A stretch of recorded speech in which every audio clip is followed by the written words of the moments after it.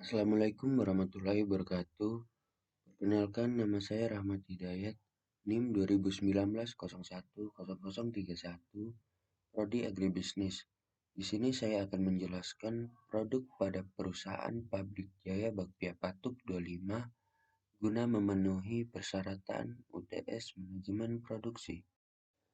Adapun sejarah singkat Pabrik Bakpia Patuk 25. Bakpia itu sendiri berasal dari negeri Cina dan disebut tahu lupia, yang memiliki pengertian kue pia atau kue kacang hijau.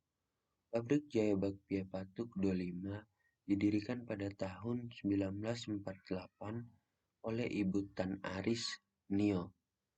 Pada mulanya, Pabrik Jaya Bakpia Patuk 25 berupa home industry dengan merek dagang Bakpia Patuk 38, yang notabene merek dagang tersebut didasarkan sesuai nomor rumah.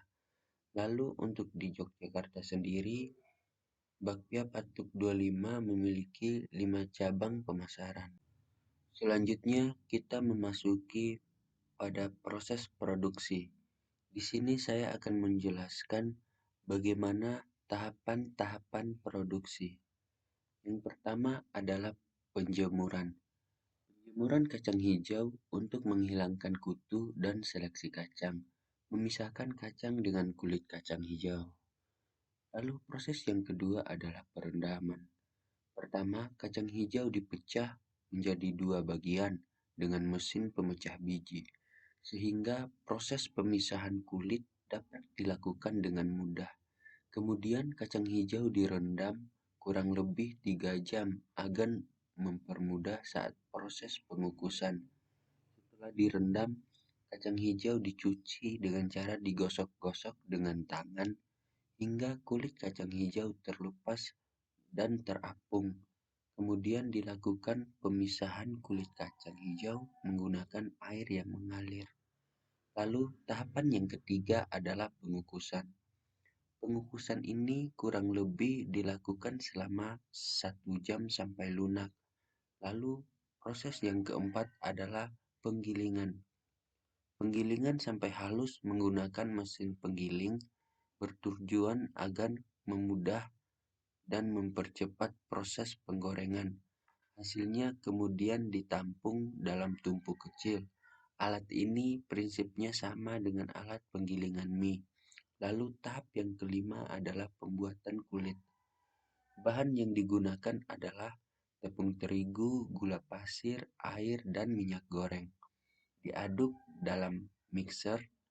Proses ini dinamakan proses rolling. Proses ini dilakukan sampai kalis, semakin lama akan semakin baik.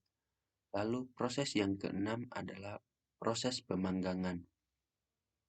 Sebelum dipanggang, bakpia yang sudah dicetak ditata di atas loyang.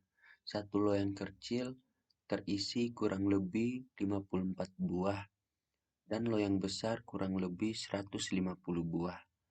Sebelum melakukan pengovenan, oven dengan bahan bakar arang dipanaskan terlebih dahulu sampai mencapai suhu yang diperlukan.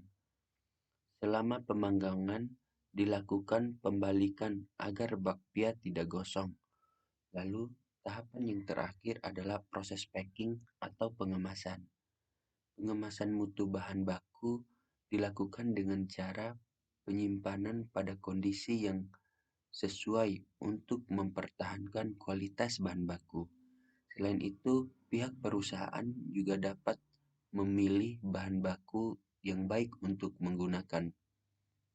Sedangkan untuk pengawasan mutu, selama proses dilakukan pengontrolan setiap tahapan produksi, terutama tentang keseragaman bentuk bakpia.